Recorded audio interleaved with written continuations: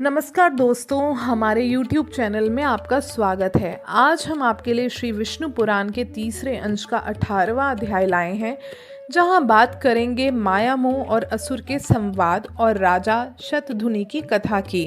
तो चलिए भगवान विष्णु का नाम लेकर शुरू करते हैं इस अध्याय को। श्री पराशर जी बोले, हे मैत्रेय, इसके बाद माया मोह ने देवताओं के साथ जाकर देखा कि असुरगण नर्मदा के तट पर तपस्या में लगे हुए हैं। तब उस मयूर पिछधारी दिगंबर और मुंडित केश माया मोह ने असुरों से अति मधुर वाणी में कहा, आप लोग किस उद्देश्य से तपस्या कर रहे हैं? आपको किस लौकिक फल की इच्छा है या परलौकिक की है? इस पर असुरगण कहते हैं, हम लोगों ने पारलौकिक फल की कामना से तपस्या आरंभ की है। इस विषय में तुमको हमसे क्या कहना है? माया मोह बोलते हैं, यदि आप लोगों की मुक्ति की इच्छा है तो जैसा मैं कहता हूँ वैसा कीजिए। आप लोग मुक्ति के खुले द्वार रूप इस धर्म का आदर कीजिए। यह धर्म मुक्ति में परम उपयोगी है। इससे श्रेष्ठ अन्य कोई और धर्म नहीं है। इसका अनुष्ठान करने से आप लोग स्वर्ग अथवा मुक्ति जिसकी कामना करेंगे उसे प्राप्त कर लेंगे। आप सब लोग महाबलवान हैं, अतः इस धर्म का आदर कीजिए। इस प्रकार नाना प्रकार की युक्तियों से अंतरंजित वाक्यों द्वारा माया मोह ने दैत्य गणों को वैदिक मार्ग से भ्रष्ट कर दिया। यह धर्मयुक्त है और यह धर्म विरुद्ध है। यह सत और असत है, मुक्ति कारक है, इससे मुक्ति नहीं होगी। यह आत्यांतिक परमार्थ है, यह परमार्थ नहीं है। यह कर्तव्य है, यह अकर्तव्य है। यह ऐसा नहीं है, यह स्पष्ट ऐसा ही है। यह दिगंबरों का धर्म है, यह सांबरों का धर्म है। ऐसे अनेक प्रकार के अनंत वादों को दिखाकर माया मोह ने उन दैत्यों को स्वधर्म से च्युत कर दिया। उनसे कहा कि आप लोग इस महाधर्म को अहर्त अर्थात इसका आदर कीजिए। अतः उस धर्म अवलंबन करने से वह आहर्त कहलाए। माया मोह ने असुरगण को त्रयी धर्म से विमुख कर दिया और वह मोहग्रस्त हो गए तथा पीछे उन्होंने अन्य दैत्यों को भी इसी धर्म से प्रवृत्त किया। उन्होंने दूसरों दैत्यों, दूसरों ने तीसरों, तीसरों ने चौथों को तथा उन्होंने औरों को इसी धर्म में प्रवृत्त किया। इस प्रकार थोड़े ही दिनों में दैत्यगण ने वेद त्रयी का प्राय त्याग कर दिया। तदंतर जितेंद्रिय माया मोह ने रक्त वस्त्र धारण कर अन्य अन्य असुरों के पास जा उनसे मृदु, अल्प और मधुर शब्दों में कहा, हे असुरगण, यदि तुम लोगों को स्वर्ग अथवा मोक्ष की इच्छा है तो पशु हिंसा आदि दुष्ट कर्मों का त्याग कर कर बोध प्राप्त करो। यह संपूर्ण जगत विज्ञानमय है, ऐसा जानो। मेरे वाक्यों पर पूर्णतः ध्यान दो। इस विषय में बुद्ध जनों का ऐसा ही मत है कि यह संसार अनाधार है। इस संसार संकट में जीव अत्यंत भटकता रहा है, इस प्रकार जानो। बुद्ध्यवम यानी समझो और जानो आदि शब्दों से बुद्ध धर्म का निर्देश कर माया मोह ने दैत्यों से उनका निज धर्म छुड़ा लिया। माया मोह ने ऐसे नाना प्रकार के युक्ति युक्त वाक्य कहे जिससे उन दैत्यगण ने त्रयी धर्म को त्याग दिया। उन दैत्यगण ने अन्य दैत्यों से तथा उन्होंने अन्य अन्य से ऐसा ही वाक्य कहा। इस प्रकार उन्होंने श्रुति स्मृति विहित अपने परम धर्म को त्याग दिया। मोहकारी माया मोह ने और भी अनेकों अनेक दैत्यों को भिन्न भिन्न प्रकार के विविध पाखंडों से मोहित कर दिया। इस प्रकार थोड़े ही समय में माया मोह के द्वारा मोहित होकर असुरगण के वैदिक धर्म की बातचीत करना भी छोड़ दिया। उनमें से कोई वेदों की, कोई देवताओं की, कोई यज्ञिक कर्म कलापों की तथा कोई ब्राह्मणों की निंदा करने लगा और कहने लगे कि हिंसा से भी धर्म होता है। ये बात किसी प्रकार युक्ति संगत नहीं है। अग्नि में हवि जलाने से फल होगा, यह भी बच्चों की सी बात है। अनेकों यज्ञ द्वारा देवत्व लाभ करके यदि इंद्र को शमी आदि काष्ठ का ही भोजन करना पड़ता है तो इससे तो पत्ते खाने वाले पशु ही अच्छा है। यदि यज्ञ में बलि की जाए पशुओं को स्वर्ग की प्राप्ति होती है तो यजमान अपने पिता को ही क्यों नहीं मार डालता। यदि किसी अन्य पुरुष के भोजन करने से भी किसी पुरुष की तृप्ति हो सकती है तो विदेश की यात्रा के समय खाद्य पदार्थ ले जाना परिश्रम करने की क्या आवश्यकता है। पुत्रगण घर पर ही श्राद्ध कर दिया करें। अतः यह समझकर ही श्राद्ध आदि कर्मकांड लोगों की अंध श्रद्धा ही है। इसके प्रति उपेक्षा करनी चाहिए और अपने श्रेय साधना के लिए जो कुछ मैंने कहा है उसमें रुचि करनी चाहिए। श्रुति आदि आप्त वाक्य कुछ आकाश से ही नहीं गिरा करते। हम तुम अन्य सबको भी युक्ति युक्त वाक्यों को ग्रहण कर लेना चाहिए। इस प्रकार अनेक युक्तियों से माया मोह ने दैत्यों की श्री पराशर जी मैत्रेय जी को बताते हैं कि इस प्रकार अनेक युक्तियों से माया मोह ने दैत्यों को विचलित कर दिया, जिससे उनमें से किसी भी वेद त्रयी में रुचि नहीं रही। इस प्रकार दैत्यों के विपरीत मार्ग में प्रवृत्त हो जाने पर देवगण खूब तैयारी करके उनके पास युद्ध के लिए उपस्थित हुए। तब देवता और असुरों में फिर से संग्राम छिड़ा। उसमें सन्मार्ग विरोधी दैत्यगण देवताओं द्वारा मारे गए। पहले दैत्यों के पास जो स्वधर्म रूप कवच था उसी से उनकी रक्षा हुई। अब की बार उसके नष्ट हो जाने से भी वे नष्ट हो गए। उस समय से जो लोग माया मोह द्वारा प्रवृत्त मार्ग का अवलंबन करने वाले हुए वह नग्न कहलाए, क्योंकि उन्होंने वेद त्रयी रूप वस्त्र को त्याग दिया। ब्रह्मचारी, गृहस्थ, वानप्रस्थ और सन्यासी ही 4 आश्रम हैं। इनके अतिरिक्त 5वां आश्रम कोई और नहीं है। जो पुरुष गृहस्थ आश्रम को छोड़ने के अनंतर वानप्रस्थ या सन्यासी नहीं होता वह पापी भी नग्न ही है। सामर्थ्य रहते हुए भी जो विहित कर्म नहीं करता वह उसी दिन पतित हो जाता है और उस एक दिन रात में ही उसके संपूर्ण नित्य कर्मों का क्षय हो जाता है। आपत्ति काल को छोड़कर और किसी समय एक पक्ष तक नित्य कर्म का त्याग करने वाला पुरुष महान प्रायश्चित से ही शुद्ध हो सकता है। जो पुरुष 1 वर्ष तक नित्य क्रिया नहीं करता उस पर दृष्टि पड़ जाने से साधु पुरुष को सदा सूर्य का दर्शन करना चाहिए। ऐसे पुरुष का स्पर्श होने पर वस्त्र सहित स्नान करके शुद्धि हो सकती है और पाप आत्मा की शुद्धि तो किसी भी प्रकार से नहीं हो सकती। जिस मनुष्य के घर से देवगण, ऋषिगण, पितृगण और भूतगण बिना पूजित किए निश्वास छोड़ते हैं, अन्यत्र चले जाते हैं, लोकों में उनसे बढ़कर कोई और पापी नहीं है। ऐसे पुरुष के साथ 1 वर्ष तक संभाषण, कुशल प्रश्न और उठने बैठने से मनुष्य उसी के समान पाप आत्मा हो जाता है।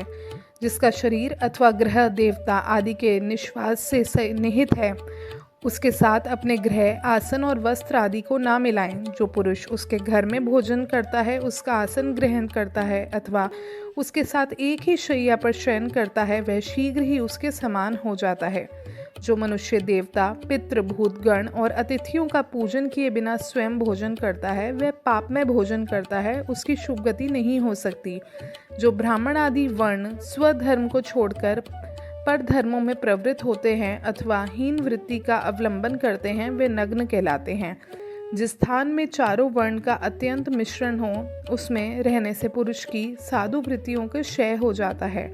जो पुरुष ऋषि, देव, पितृ, भूत, अतिथिगण का पूजन किए बिना भोजन करता है उससे संभाषण करने से भी लोग नरक में पड़ते हैं। अतः वेद त्रयी त्याग से दूषित इन नग्नों के साथ प्राज्ञ पुरुष सर्वदा संभाषण और स्पर्श आदि का भी त्याग करें। यदि इनकी दृष्टि पड़ जाए तो श्रद्धावान पुरुष का यत्न पूर्वक किया हुआ श्राद्ध देवता अथवा पितृ पितामह गण की तृप्ति नहीं करता। सुना जाता है पूर्व काल में पृथ्वी तल पर शतधनु नाम से विख्यात एक राजा था। उसकी पत्नी शैव्या अत्यंत धर्मपरायणी थी। वह माँ भागा, पतिव्रता, सत्य, शौच, दया से युक्त तथा विनय और नीति आदि संपूर्ण सुलक्षणों से संपन्न थी। उस महारानी के साथ राजा शतधनु ने परम समाधि द्वारा सर्वव्यापक देव श्री जनार्दन की आराधना की। वह प्रतिदिन तन्मय होकर अनन्य भाव से होम, जप, दान, उपवास और पूजन आदि द्वारा भगवान की भक्ति पूर्वक आराधना करने लगे। एक दिन कार्तिकी की पूर्णिमा को उपवास कर उन दोनों पति पत्नियों ने श्री गंगा जी में एक ही साथ स्नान करने के बाद बाहर आने पर पाखंडियों के सामने आता देखा। यह ब्राह्मण उस महात्मा राजा के धनुर्वेद आचार्य का मित्र था, अतः आचार्य के गौरववश राजा ने भी उससे मित्रवत व्यवहार किया। किंतु उसकी पतिव्रता पत्नी ने उसका कुछ भी आदर नहीं किया। वह मौन रही और यह सोचकर कि मैं उपवास युक्त हूँ, उसे देखकर सूर्य का दर्शन किया। फिर उन स्त्री पुरुषों ने यथारीति आकर भगवान विष्णु की पूजा आदि संपूर्ण कर्म विधि पूर्वक किए। कालांतर में वह शत्रुजित राजा मर गया। तब देवी शैव्या ने भी चितारूढ़ महाराज का अनुगमन किया। राजा शतधनु ने उपवास अवस्था में पाखंडी से वार्तालाप किया था, अतः उस पाप के कारण उसने कुत्ते का जन्म लिया तथा वह शुभ लक्षणा काशी नरेश की कन्या हुई, जो सब प्रकार के विज्ञान से युक्त सर्वलक्षण संपन्ना और जाति स्मरा थी। पूर्व जन्म का वृत्तांत जानने वाली थी। राजा ने उसे किसी वर को देने की इच्छा की, किंतु उस सुंदरी के ही रोक देने पर वह उसके विवाह आदि से उपरत हो गए। तब उसने दिव्य दृष्टि से अपने पति को श्वान हुआ जान विदिशा नामक नगर में जाकर उसे वहां कुत्ते की अवस्था में देखा।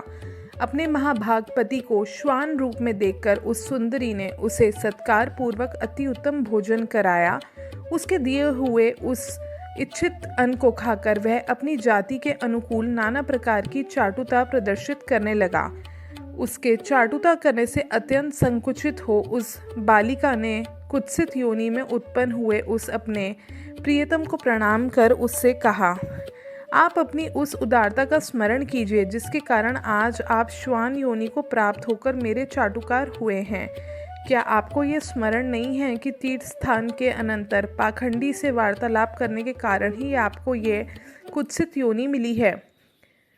काशीराज सुता द्वारा इस प्रकार स्मरण कराए जाने पर उससे बहुत देर तक अपने पूर्व जन्म का चिंतन किया। तब उसे अति दुर्लभ निर्वेद प्राप्त हुआ। उसने अति उदास चित्त से नगर के बाहर आ प्राण त्याग दिए और फिर श्रृंगाल योनि में जन्म लिया।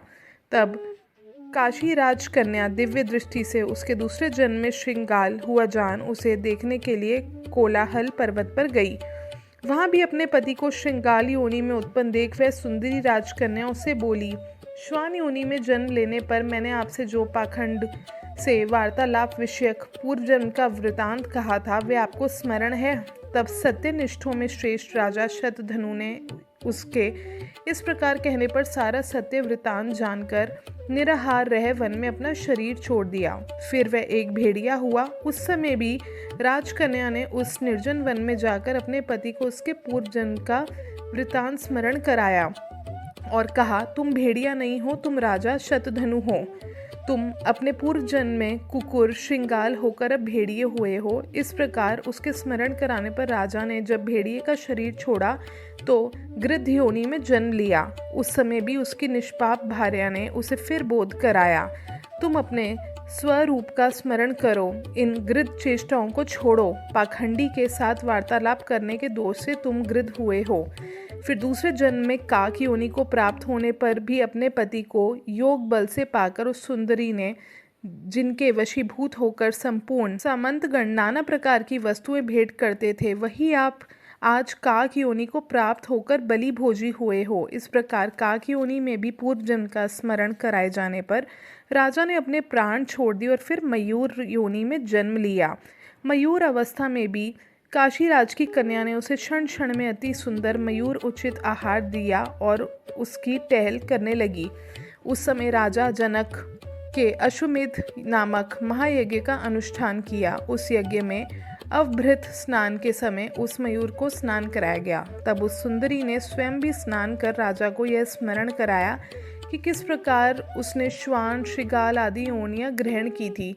अपनी जन्म परंपरा का स्मरण होने पर अपने शरीर को त्याग कर फिर महात्मा जनक के वहां वह पुत्र रूप से जन्म लेते हैं। तब उस सुंदरी ने अपने पिता को विवाह के लिए प्रेरित किया। उसकी प्रेरणा से राजा उसके स्वयंवर का आयोजन करते हैं। स्वयंवर होने पर उस राजकन्या ने स्वयंवर में आए हुए अपने उस पति को फिर पति भाव से वरण कर लिया। उस राजकुमार ने काशी राज सुता के साथ नाना प्रकार के भोग भोगे और फिर पिता के परलोकवासी होने पर विदेह नगर का राज्य किया। उसने बहुत से यज्ञ किए, याचकों को नाना प्रकार से दान दिए, बहुत से पुत्र उत्पन्न किए और शत्रुओं के साथ अनेकों युद्ध किए। इस प्रकार उस राजा ने पृथ्वी का न्याय अनुकूल पालन करते हुए राज्य भोग किया और अंत में अपने प्रिय प्राणों को धर्म युद्ध में छोड़ा। तब उस सुलोचना ने पहले के समान फिर अपने चित आरूढ़ पति का विधि पूर्वक प्रसन्न मन से अनुगमन किया। इससे वे राजा उस राज्य कन्या के सहित इंद्रलोक से भी उत्कृष्ट अक्षय लोकों को प्राप्त करते हैं। इस प्रकार शुद्ध हो जाने पर उसने अतुल्य अक्षय स्वर्ग, अति दुर्लभ दाम्पत्य और अपने पूर्व अर्जित पुण्य का फल प्राप्त कर लिया। इस प्रकार मैंने तुमसे पाखंडी से संभाषण करने का दोष और अश्वमेध यज्ञ में स्नान करने का महात्म्य वर्णन किया है। इसलिए पाखंडी और पापचारियों से कभी वार्तालाप और स्पर्श न करें। विशेषतः नित्य नैमित्तिक कर्मों के समय और जो यज्ञ आदि क्रियाओं के लिए दीक्षित हों, उनका सत्संग करना अत्यंत आवश्यक है। जिसके घर में 1 मास तक नित्य कर्मों का अनुष्ठान ना हुआ हो, उसको देख लेने पर बुद्धिमान मनुष्य सूर्य का दर्शन करे। फिर जिन्होंने वेद त्रयी सर्वथा त्याग कर दिया है, जो पाखंडियों का अन्न खाते हैं, वैदिक मत का विरोध करते हैं, उन पाप आत्माओं के दर्शन करने पर तो कहना ही क्या। इन दुराचारी पाखंडियों के साथ वार्तालाप करने, संपर्क रखने, उठने बैठने महान पाप होता है। इसलिए इन सब बातों का त्याग करें। पाखंडी, विकर्मी, विडाल व्रत वाले, यानी कि छिपे छिपे पाप करना विडाल नामक व्रत है। जो ऐसा करते हैं उसे विडाल व्रत वाले कहते हैं। दुष्ट, स्वार्थी और बगुला भक्त लोगों का वाणी से भी आदर न करें। इन पाखंडी, दुराचारी, अति पापियों का सत्संग दूर ही से त्याग देना योग्य है। इसलिए इनका सर्वदा त्याग करें। इस प्रकार मैंने तुमसे नग्नों की व्याख्या की, जिनके दर्शन मात्र से श्राद्ध नष्ट हो जाते हैं और जिनके साथ संभाषण करने से मनुष्य का 1 दिन का पुण्य क्षीण हो जाता है। यह पाखंडी बड़े पापी होते हैं। बुद्धिमान पुरुष इनसे कभी भी संभाषण ना करे। इसके साथ संभाषण करने से इनका दिन का पुण्य नष्ट हो जाता है। जो बिना कारण ही जटा धारण करते अथवा मूड मुड़ाते हैं, देवता, अतिथि आदि को भोजन कराए बिना ही स्वयं भोजन कर लेते हैं, सब प्रकार से शौचहीन हैं तथा जल दान और पितृपिंड आदि से भी बहिष्कृत हैं, उन लोगों से वार्तालाप करने से भी लोग नरक में जाते हैं। इस प्रकार श्री विष्णु पुराण के 3रे अंश का 18वां अध्याय समाप्त होता है। साथ ही 3रा अंश भी समाप्त होता है। अगला यानी 4थे अंश के पहले अध्याय में हम वैवस्वत मनु के वंश का विवरण आपसे कहेंगे। धन्यवाद।